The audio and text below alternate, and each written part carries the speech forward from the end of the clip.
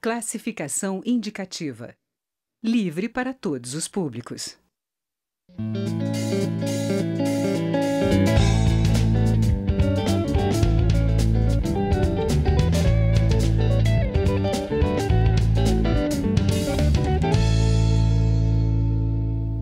Olá, o governo quer rapidez na votação da reforma da Previdência. As principais mudanças são idade mínima de 65 anos e aumento no tempo de contribuição para aposentadorias. As regras do benefício de prestação continuada, o BPC, também podem ser modificadas. Além da desvinculação do valor do salário mínimo, a idade para pedir o BPC deve aumentar. O deputado Eduardo Barbosa, do PSDB de Minas Gerais, é integrante da comissão especial que debate a reforma. Eu sou Daniela André e este é o Palavra Aberta, um programa da TV Câmara e da Rádio Câmara. Deputado, bem-vindo ao Palavra Aberta. Obrigado, Daniela. Deputado, qual a previsão aí dos trabalhos da comissão?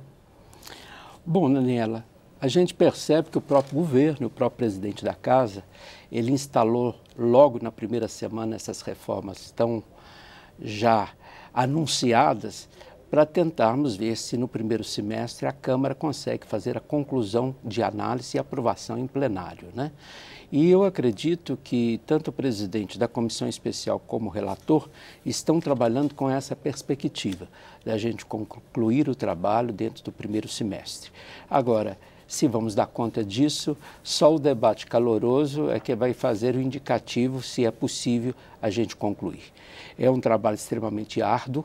Eu acredito que ninguém de nós, se pudesse escolher, estaríamos debatendo isso no Congresso Nacional, porque ele alcança e atinge toda a população brasileira, mas há necessidade de fazê-lo e nós vamos ter que assumir o ônus também de debater nesse momento histórico tão difícil, complexo, principalmente da questão econômica que nosso país vivencia nos dias de hoje, com desemprego às alturas, mas é por isso mesmo, inclusive tentando buscar indicativos para que a gente possa sair de uma crise econômica. Então nós vamos ter que ter muita seriedade nesta abordagem de um tema que incomoda a todos, né? E todo mundo tem uma expectativa em relação à sua vida.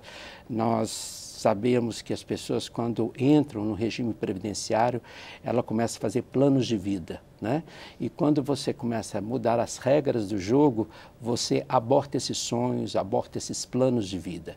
Mas nós temos que pensar que é preferível todo mundo contribuir de alguma forma do que nós permanecermos com o sistema injusto, porque nós temos uma injustiça muito grande nos sistemas previdenciários do país, tanto o sistema público como o sistema privado e com o sistema do regime geral da Previdência, e a gente tem distorções muito intensas, fazendo com que as pessoas mais pobres são aquelas que menos beneficiam com a Previdência, né? Então, chegou a hora da gente estar fazendo uma reflexão e a experiência no mundo inteiro mostra que os países, de tempos em tempos, têm a necessidade de rever esse processo previdenciário. Agora, eu, inclusive, estou na comissão não só para ter uma análise, como muitos trazem, uma análise fiscal e demográfica.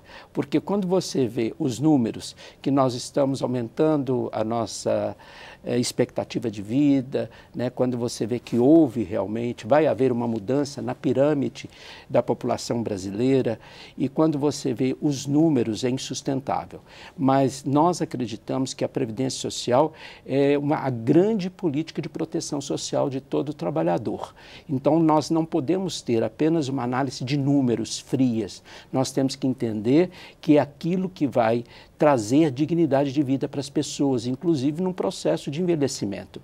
E ainda eu coloco que se nós mexermos de forma bastante perversa em todas as frentes, o Estado vai ter que gastar com essa pessoa também de outra forma. Se nós temos um idoso desassistido, nós vamos ter que ter mais recursos para medicamentos. Se nós temos um idoso que recebe muito pouco e que não consegue acompanhar as necessidades básicas de vida, o Estado vai ter que oferecer abrigo para essas pessoas, porque são pessoas, inclusive, que às vezes estão vivendo solitárias, às vezes não têm nem relações situações familiares, e é uma tendência do Brasil também, as pessoas envelhecerem hoje sem referências familiares. Então, nós temos que colocar isso tudo numa balança. Nós não podemos pensar só na questão fiscal, porque amanhã o Estado vai ter que pagar uma outra conta, dando assistência básica para essas pessoas. Então, a gente corre o risco, com essa dificuldade para ter acesso à aposentadoria, principalmente dos trabalhadores que estão na base aí da pirâmide, com rendimentos mais baixos e que muitas vezes estão no mercado informal, que tem menor contribuição previdenciária, de a gente ter daqui a 20, 30 anos um exército de pessoas dependentes da assistência social? É isso mesmo. Então, acho que esse enfoque a gente tem que dar também nesse debate, né? Porque o mais pobre, inclusive, uma das alegações que o mais pobre, ele começa na economia informal e ele demora muito a ter um emprego formal e contribuir para a Previdência, né? Por isso que ele tem que ser visto de forma diferente, porque ele começou a trabalhar cedo, sim, né? Só que ele não contribuía por uma questão de relações trabalhistas e de dificuldade de formação profissional para ter acesso ao trabalho formal, né? E ele está na precariedade por muitos anos até que ele consegue, às vezes, a formalidade do emprego. Ele não pode ser tratado, no meu entendimento, da mesma forma que uma pessoa que estudou, que passou pelos bancos da escola, pela universidade e que depois entrou no mercado de trabalho formal, já contribuindo. Esse, que é o meu caso, por exemplo, a gente tem que contribuir, inclusive, muito mais anos mesmo, né? Porque nós começamos mais tarde e temos uma expectativa de vida diferenciada, com mais qualidade de vida, inclusive, né? Agora, aquele outro que já vem de uma família extremamente vulnerável, com fragilidades de laços familiares, que a pessoa teve que sozinha se confrontar com diversas vulnerabilidades e ele custou ascender o mercado de trabalho, ele não pode ser visto da mesma forma, né?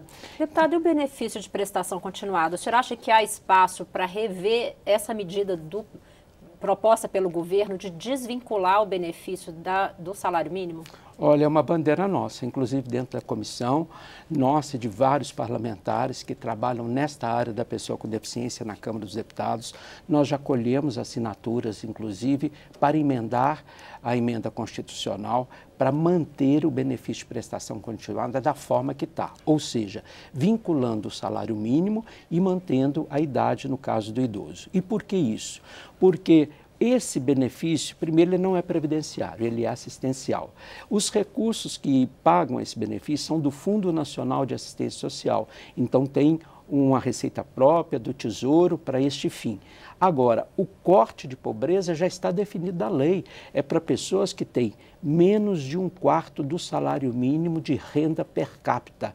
Então, você caracteriza, antes de tudo, uma vulnerabilidade financeira, está ali clara, evidente. E no caso da pessoa com deficiência, é aquele que não tem como prover o seu sustento, é aquele que não tem como entrar no mercado de trabalho. Então, nós estamos falando de pessoas com deficiência, com alto comprometimento, que dificilmente acessarão o mercado de trabalho, mesmo porque o BPC ele não pode ser um benefício para poder impedir a inclusão social das pessoas com deficiência, porque o que a gente quer hoje, inclusive existe a lei de cota no mercado de trabalho, é que eles tenham vida ativa, participativa, vida econômica e que não precisem depender nem do Estado e nem da sua família. Para isso, nós temos que trabalhar políticas voltadas para a sua formação e capacitação profissional. Mas o BPC não seriam para essas pessoas com capacidade. São deficiências com altos comprometimentos, com dependência e que muitas vezes, às vezes, perdem os seus pais, que são os seus próprios cuidadores. E são pessoas que, inclusive, têm que ter um benefício para alguém cuidar, né? Porque se ele tem algum recurso, às vezes algum ente familiar tem interesse em ficar com ele, né? Agora, se essa pessoa, inclusive, morre, os seus pais falecem, ele não tem nenhuma pessoa para protegê-lo. Então, o Estado tem que garantir, sim, aquilo que a gente considera uma renda mínima, que é pelo menos um salário mínimo para suas questões básicas, fundamentais. Deputado, nosso tempo chegou ao fim. Obrigada pela sua presença. Eu que agradeço. Eu sou Daniela André e este é o Palavra Aberta. Conversei hoje com o deputado Eduardo Barbosa, do PSDB de Minas Gerais, sobre reforma da Previdência. Obrigada a você que nos acompanhou pela Rádio Câmara e pela TV Câmara. Você encontra esta e outras edições do Palavra Aberta em nosso site câmara.leg.br/palavra aberta. Até mais!